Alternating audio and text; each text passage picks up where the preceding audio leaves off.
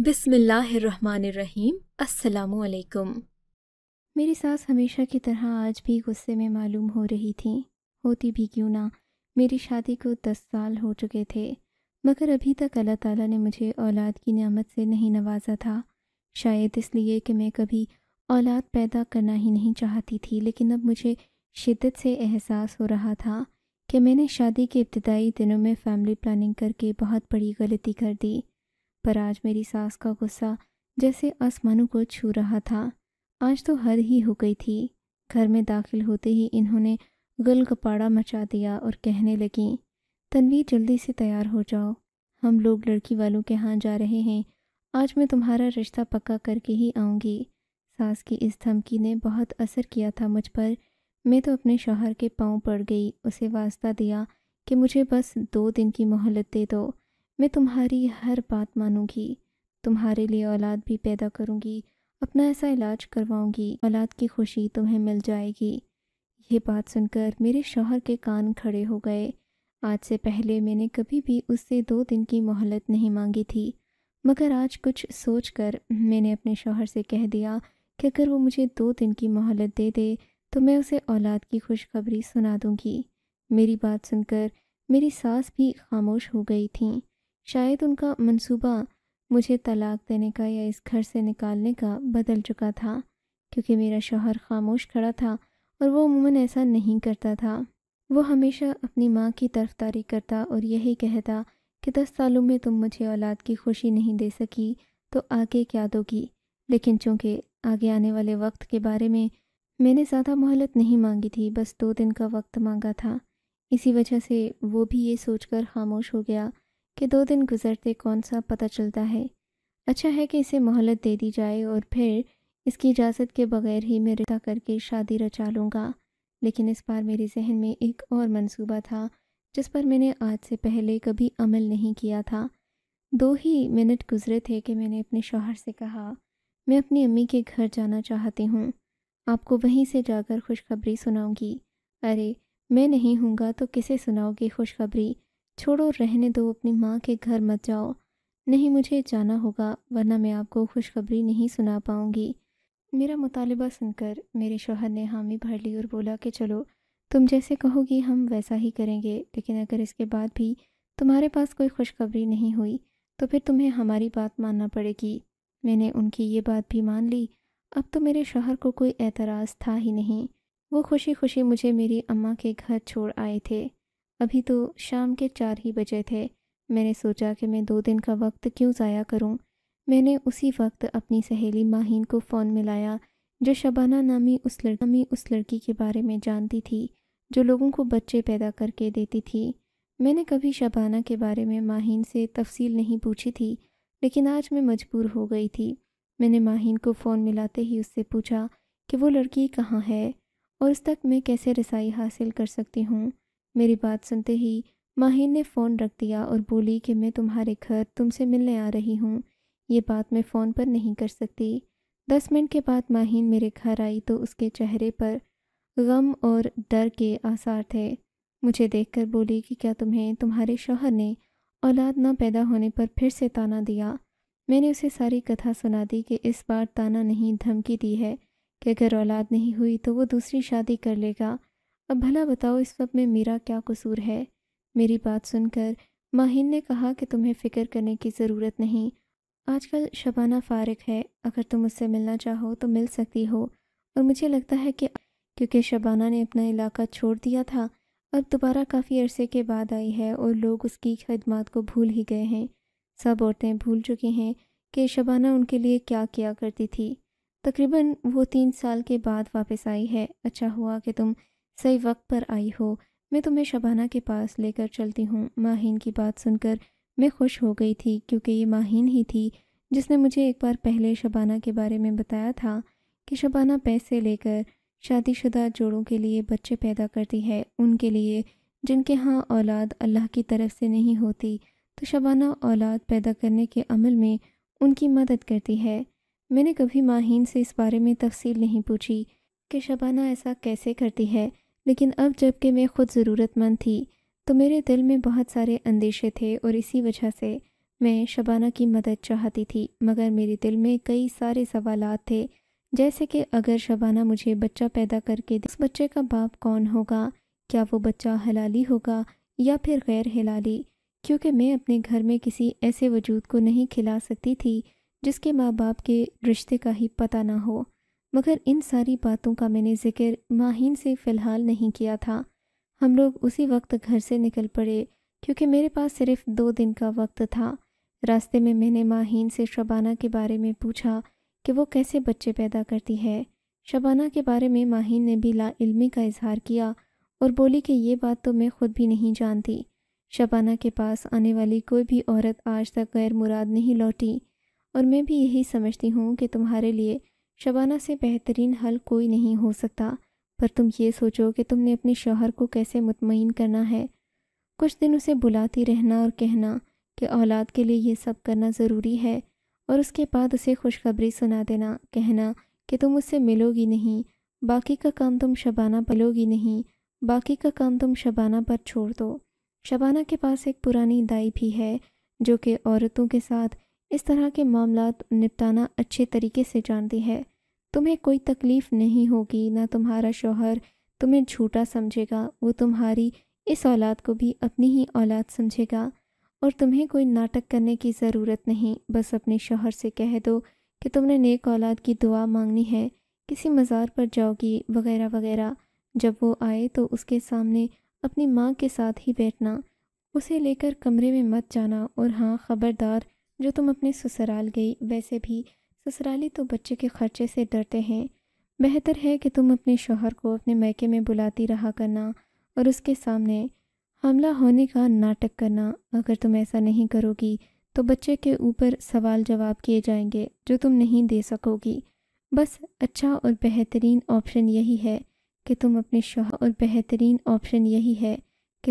شوہر کو اس طرح دھوکے میں رکھو، اور ہاں 2 دن بعد ہی اسے یہ خبر سنا دینا کہ تم امید سے ہو لیکن اپنی ماں کے گھر رہو گی۔ میں ماہین کی باتیں سن کر کافی خوش اور مطمئن ہو گئی تھی، کیونکہ اب میرے پاس ایک صحیح اور صاف راستہ تھا جس کی منزل میری کامیابی اور خوشی تک جاتی تھی۔ شبانہ کے بارے میں ماہین نے مجھے یہ بھی بتایا کہ اگر اسے بیٹا کا ہو تو وہ بیٹا پیدا کر کے دیتی ہے، بیٹی کا ہو تو بیٹی ہی پیدا کرتی ہے، اس کے پاس کسی چیز کی کمی نہیں۔ میں حیران ہو کر ماہین سے پوچھنے لگی کہ کہیں شبانہ ہسپتالوں سے بچے اغوا کر کے تو نہیں لاتی، ورنہ اسے کیسے معلوم اور اس کے پاس یہ اختیار کیسے کہ وہ بیٹا پیدا کرے یا بیٹی؟ تبھی ماہین نے مجھے ایک عجیب اور حیران کن بات بتائی۔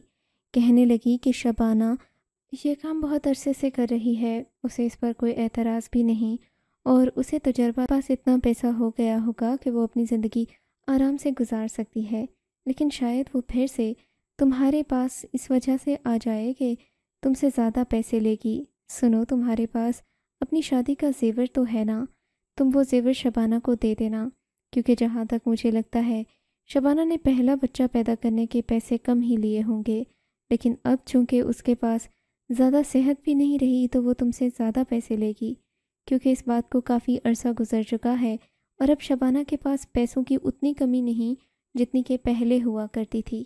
ماہین کی بات سن کر مجھے مایوسی بھی ہوئی تھی، مگر میں نے خاموشی اختیار کر لی، کیونکہ اب مجھے صبر کرنا تھا، ہر حال میں صبر کرنا تھا، اور اپنی اولاد اور اپنی خوشیوں کے لیے مجھے شبانہ نامی لڑکی کی ہر ایک بات کو ماننا ہی تھا۔ وہ جو بھی مطالبہ کرتی، مجھ سے جتنا زیور مانگتی، مجھے اس کی باتیں تو ماننا ہی تھیں، ورنہ میرا شوہر مجھے طلاق دے مجھ سے جتنا زیور مانگتی، مجھے اس کی باتیں تو ماننا ہی تھیں، ورنہ میرا شوہر مجھے طلاق دے دیتا یا دوسری شادی کر لیتا تو میرا زیور، گہنے اور میرا روپیہ پیسہ دولت کس کام کی؟ میں نے ماہین سے کہہ دیا کہ میں اپنا سارا زیور دینے کو بھی تیار ہوں، لیکن جتنا میرے پاس ہے میں اتنا ہی دے سکتی ہوں، اس سے زیادہ کہیں سے لا کر نہیں دے سکتی۔ میری ساس کو اس بارے میں نہیں پتہ، اگر ان کو پتہ چل گیا تو وہ کسی دوسرے کا بچہ اپنے گھر میں پالنے کے لیے مجھے پیسے کیوں دیں گی؟ اس طرح تو کئی جگہوں سے بچے مل بھی جاتے ہیں، لیکن مجھے شبانہ سے بچہ اس لیے چاہیے کہ اس کی دائی باقی معاملات بھی نپٹا دے گی، میری ساس کو یقین ہو جائے گا کہ یہ بچہ میں نے ہی پیدا کیا ہے۔ ماہین میری بات سمجھ چکی تھی۔ پھر جب ہم لوگ شبانہ کے گھر میں داخل ہوئے تو اس گھر کو دیکھ کر میں حیران ہی رہ گئی تھی۔ یہ انتہائی عالی شان گھر تھا، اور جہاں تک مجھے لگتا تھا کہ ماہین ایک بوڑھی 35 سے 40 سال کی عورت ہوگی جس کا جسم لٹکا ہوگا، چہرے پر پختگی ہوگی، ایسا بالکل بھی نہیں تھا۔ میری نظر جیسے ہی شبانہ پر پڑی میں تو چونک کر رہ گئی تھی۔ شبانہ اپنے چہرے مہرے سے انتہائی پر اعتماد اور پڑھی لکھی لڑکی معلوم ہوتی تھی۔ اس کی عمر 30 سے 35 کے درمیان ہی ہوگی، مگر وہ بہت زیادہ پڑھی لکھی اور ماڈرن تھی۔ میں تو اسے دیکھ کر دب سی گئی تھی، کیونکہ صحیح بات تو یہ ہے کہ شبانہ کے سامنے بات کرنا اتنا آسان نہیں تھا جتنا میں نے سمجھا تھا۔ میں تو سمجھی تھی کچی آبادی میں رہنے والی عورتوں کی طرح شبانہ پیسوں کو دیکھ کر رال ٹپکائے گی، مگر ایسا ہرگز نہیں تھا۔ شبانہ نے بڑے تحمل سے مجھ سے بات کی اور پوچھنے لگی کہ مجھے بیٹا چاہیے یا بیٹی۔ میں نے کہا چونکہ آپ تو میرے لیے ایک ہی بچہ پیدا کریں گی تو مجھے بیٹا چاہیے، اور ساتھ ہی ساتھ آپ کی دائی کی خدمات بھی، تاکہ میری ساس کو اور میرے شوہر کو یقین ہو جائے کہ یہ بچہ ان کا ہی ہے، ان کا خون ہے، ورنہ میں ساری زندگی ان سے نظریں نہیں ملا پاؤں گی اور نہ ہی وہ مجھے اس گھر میں ٹکنے دیں گے۔ میری بات سن کر شبانہ نے اس بات میں سر ہلایا اور بولی، اس بات کی بالکل فکر مت کیجیے، آپ کے ہاں بلکہ میرے ہاں آپ کے لیے بیٹا ہی پیدا ہوگا، لیکن میری ایک شرط ہے کہ آپ کو اپنے سارے زیورات میرے حوالے کرنا ہوں گے۔ یہ میرے آخری اولاد ہوگی، اس کے بعد تو آپ کو پتہ ہے کہ میری عمر 35 سے اوپر ہو چکی ہے، اب بچہ پیدا کرنا میرے لیے ممکن نہیں ہوگا، اسی لیے جو کچھ بھی ہے میں اس آخری بچے سے حاصل کروں گی، تو آپ کے پاس جتنا بھی کچھ ہے آپ وہ سب میرے حوالے کریں گی۔ میں شاید آپ سے اتنے زیادہ پیسے نہیں مانگتی، لیکن آپ کو پتہ ہے کہ بچے پیدا کرنا عمر کا تقاضا بھی ہوتا ہے۔ اگر میری عمر اس سے زیادہ گزر جائے گی تو پھر میں کبھی بچہ پیدا نہیں کر سکوں گی، سو مجھے موٹی رقم اور زیورات بھی چاہیے، باقی کے معاملات آپ ہم پر چھوڑ دیں۔ اور یہی کہے گی کہ آپ امید سے ہیں اور آپ کے ہاں بیٹا پیدا ہونے والا ہے۔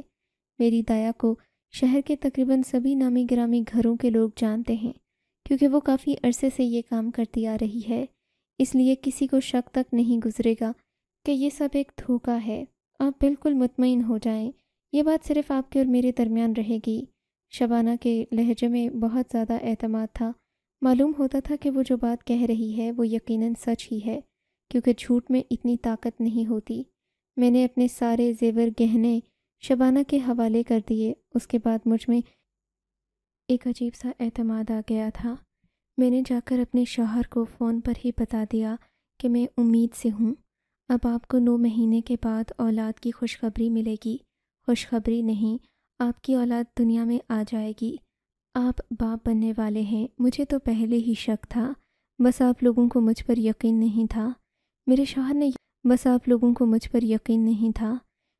نے یہ سن کر بے یقینی کا اظہار کیا اور بولے کہ ایسا کیسے ہو سکتا ہے، یہاں ہوتے ہوئے تم نے ہمیں یہ خبر نہیں سنائی، لیکن اب تم جا کر کہہ رہی ہو کہ تمہیں اولاد ہونے والی ہے، بھلا ایسے ممکن ہی کیسے ہے؟ میں یہ باتیں سن کر پریشان تھی کہ کہیں میرے شوہر کو مجھ پر شک نہ ہو جائے، لیکن جیسا کہ ماہین نے کہا تھا، میں نے یہ بات بتانے کے بعد اپنا فون بند کر دیا۔ شام کو میرے شوہر نے ہمارے گھر آنا تھا، یعنی کہ میری اماں کے گھر۔ خلاف توقع میری ساس اور شوہر جب ہمارے گھر آئے تو ان کے ہاتھ میں مٹھائیوں کے ٹوکرے تھے۔ میں اپنی ساس کی سیاست کو سمجھتی تھی۔ انہیں جب پتہ چلا کہ میں اولاد پیدا کرنے والی ہوں، انہوں نے میرا خرچہ اماں ابا کے سر پر ڈالنے کی خاطر تھوڑے سے پیسوں کی مٹھائیاں خریدیں اور ہمارے گھر مبارکباد دینے آ گئیں۔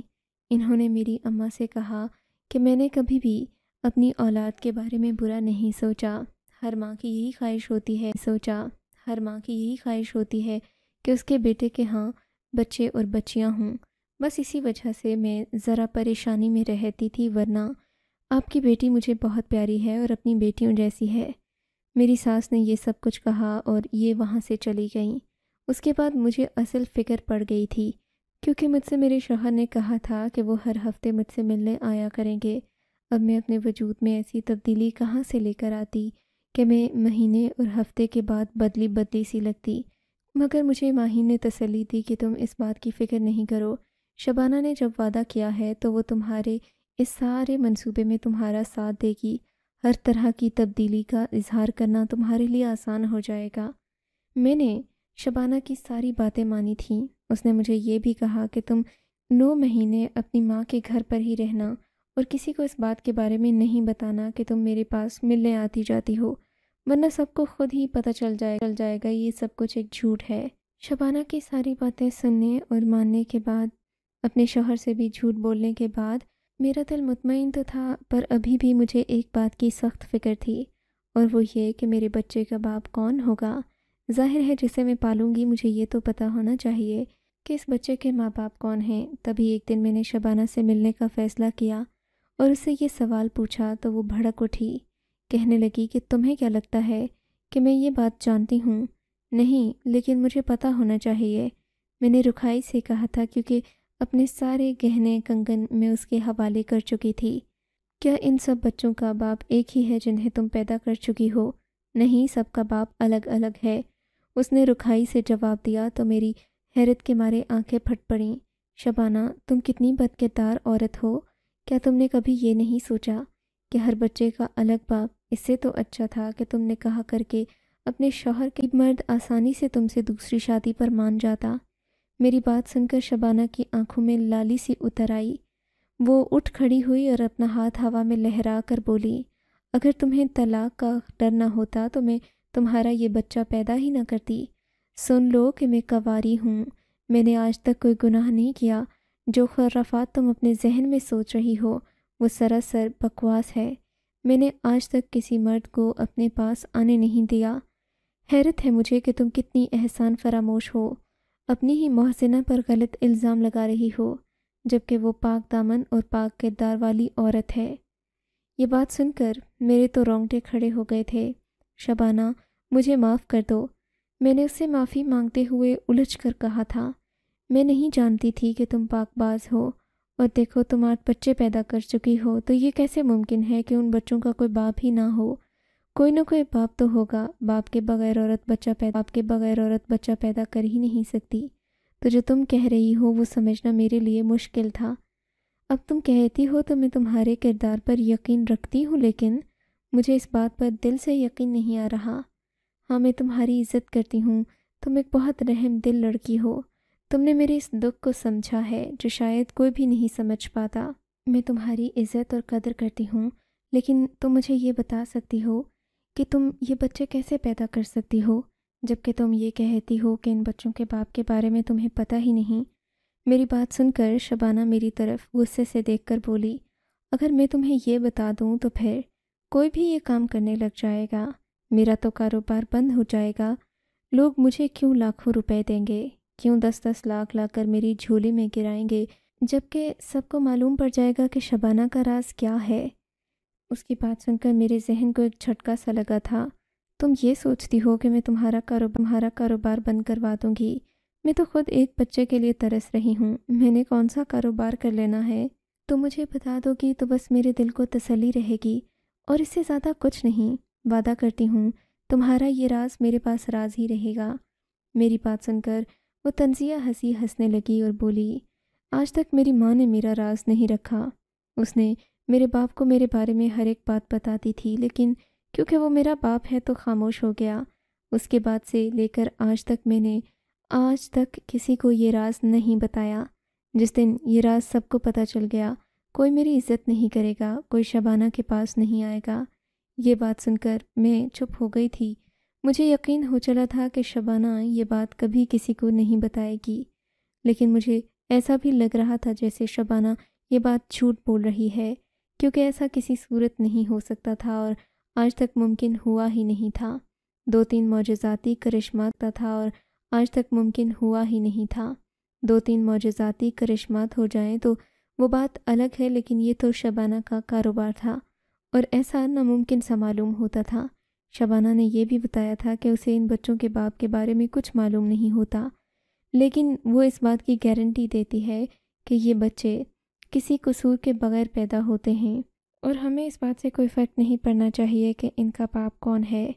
شبانہ کی باتوں سے میں اندازہ لگا چکی تھی کہ وہ کسی صورت مجھے یہ راز نہیں بتائے گی۔ میں نے ماہین سے کہا، کیوں نہ ہم دونوں مل کر شبانہ کا پیچھا کریں اور آخر اس کا راز جان کر رہیں کہ یہ بچے کیسے پیدا کرتی ہے۔ ماہین نے کہا کہ تمہیں 9 مہینے صبر کرنا پڑے گا۔ اگر اس سب کے بیچ میں تم نے یہ کارروائی کی، शबाना को पता चल गया कि तुम उसका राज जानने की कोशिश कर रही हो तो वो शायद तुम्हारी कोई मदद नहीं करे।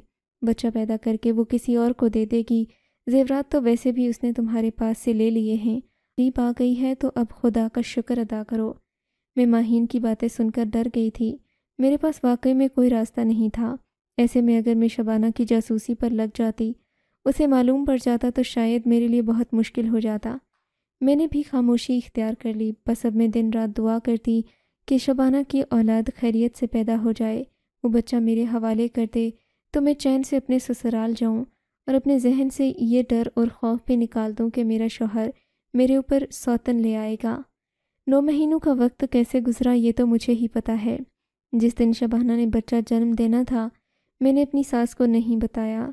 10 घंटे के बाद उन्हें यही कहा कि हमें इमरजेंसी में हस्पताल जाना पड़ा था, इसी वजह से आपको बता नहीं सके।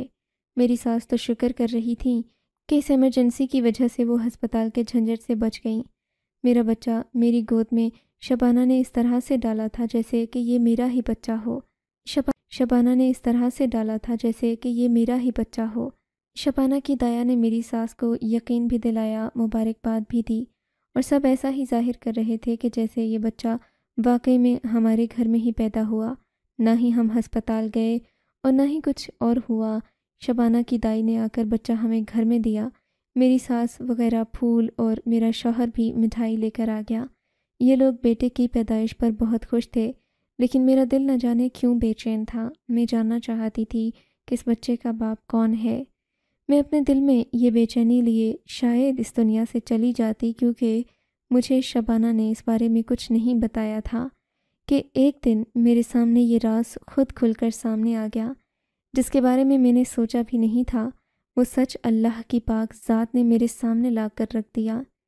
एक दिन मैं बैठी टीवी देख रही थी कि टीवी पर एक खबर चली। शबाना नामी मुलजिमा को गिरफ़्तार किया गया था। मेरे जहन में पहला ख्याल यही आया कि शायद शबाना ये बच्चे हस्पताल से लाती थी। शबाना हमारे साथ धोखा करती थी, क्योंकि वो मुजरिमा शबाना ही थी और जुर्म उसी के हाथों हुआ था।